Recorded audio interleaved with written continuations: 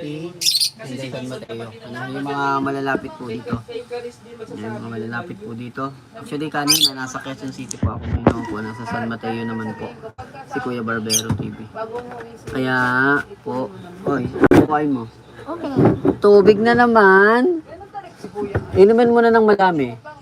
Inuman mo na ng maraming water. Ayan, para hindi ka na ano. Ayan, dumaan yung ating pamangkin. Pamangkin na makulit. Ayan. O, ito ka na dumaan, no? Kasi masikip. O, dali. Ano gagawin mo dyan? Ayun nga po guys, ano. Kaya nakita din natin yung upload nila Kalingap Rob na na-aksidente nga sila. Pero buti na lang at okay naman na, ano. Kakatakot lang talaga magparababiyahe, lalo na pag marami. Pag marami kayong magkakasama, nakakatakot magparababiyahe. Kasi, maliban sa, ano, minsan, di ba, yung hintayan, yung gihintayan pa kayo. Kaya, ano, medyo hassle yung gano'n. Ay, shoutout po sa inyo sa live 7 viewers natin sa mga nanonood sa atin ngayong umaga, ay ngayong tanghali hapon.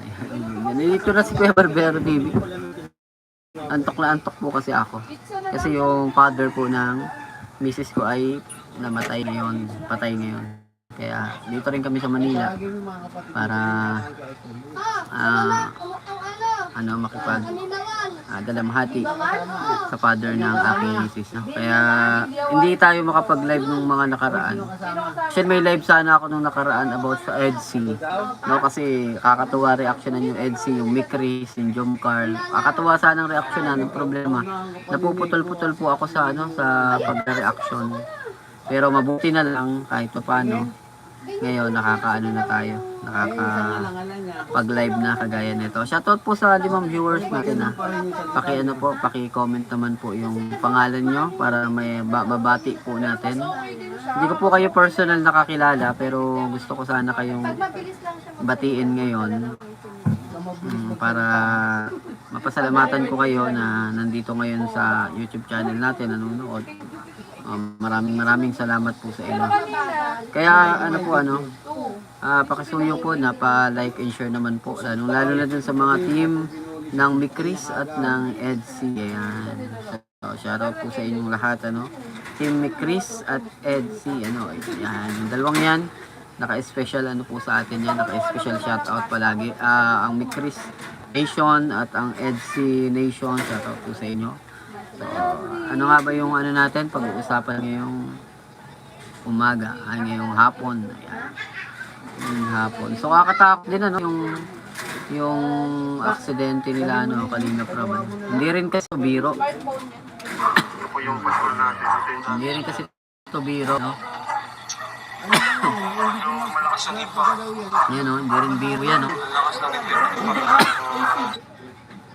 Yun nga lang, medyo kahit pa paano, magastos yung ganito.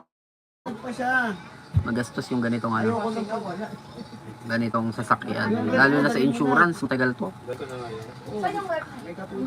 Kaya, laking abala. Laking abala to. Para sa team Kalingap, no? Lalo na kay Kalingap Rob. Ano bang? Para kasi may grabe na po. Hindi may si bakit hindi naman ay yung burger pa.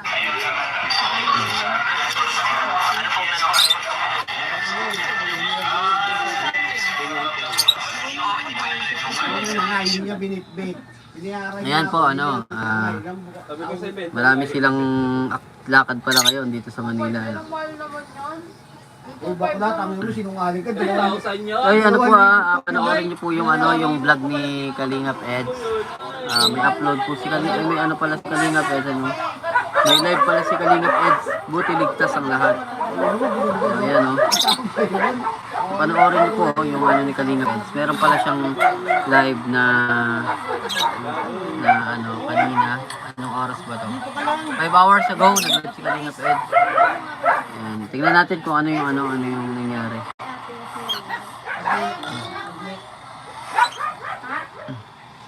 Teka lang po